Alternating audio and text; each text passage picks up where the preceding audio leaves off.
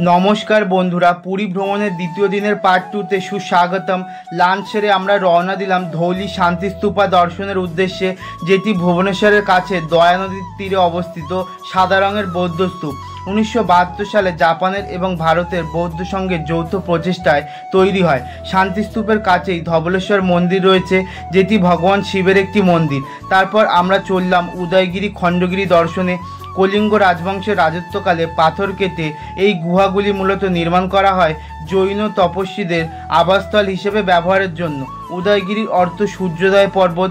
এতে মোট 18টি গুহা আছে এবং খণ্ডগিরিতে 15টি। তারপর আমরা চললাম বাচ্চাদের পছন্দের নন্দনকানন জুলজিক্যাল পার্ক দর্শনে, যেটি 1080 একর এলাকা জুড়ে বিস্তৃত এবং এখানে বিভিন্ন প্রকার পশু পাখি সরীসৃপ সব কিছুই ভর্তি। বেশ কিছুক্ষণ ধরে সব কিছু ঘুরে দেখে পুরীর উদ্দেশ্যে রওনা দিয়ে দেখা হচ্ছে ডে 3 এর ভিডিওতে। বাই।